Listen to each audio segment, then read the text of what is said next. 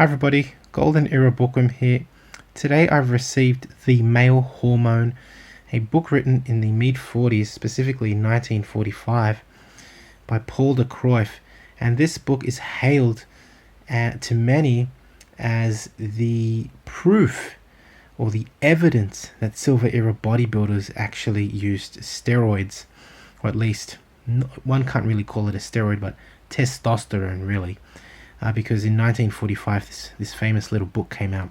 It's actually as big as my hand. It's actually a really small book, and if I can compare it to any other book, such as, for example, I've got here Super Strength by Alan Carvett, it is really small.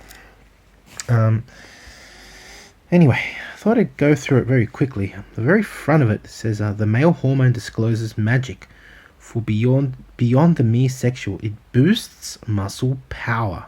Wow, that's a hell of a statement to put on the front of the book, right?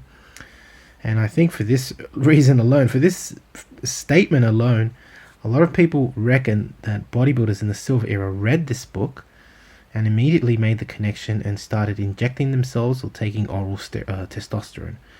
But I do hope to disclose these myths by reading this book, which I know many people continue to reference as the proof, but who knows? I've never read it, and I'm going to read it for you and then give you my review.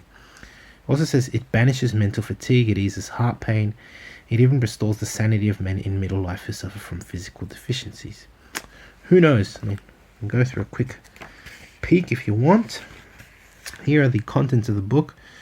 Growing old is natural, the hormone hunters, the rescue of broken men, Testosterone the Builder. Wow, that must be a very interesting chapter to read.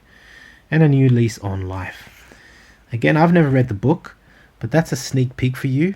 I know a lot of you that are, have your theories about the Silver Era being the era where many bodybuilders began taking testosterone. We'll continue referencing this book, but I do truly hope to dispel all the myths regarding testosterone use in the Silver Era, because I am of the opinion that it was not used, and even if it was, I guess the amounts were so minimal. At least that's what I know from my scientific background.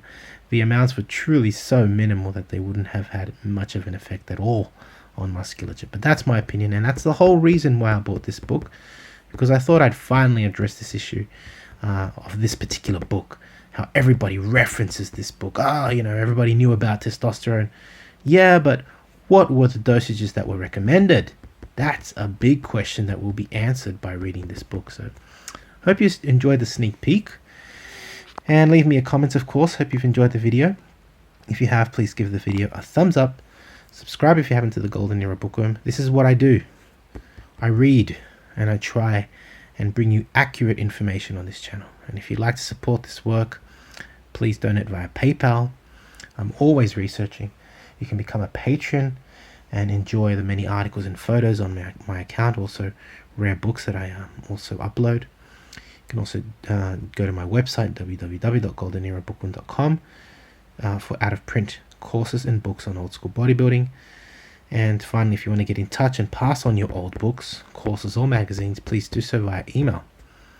Anyway, hope you've enjoyed this sneak peek at The Male Hormone by Paul De Kruif. Hailed as the evidence that Silver Era bodybuilders use testosterone. Not in my opinion, but let's have a read and find out. Anyway, that's it from me. This is the Golden Era Bookworm. Bye for now.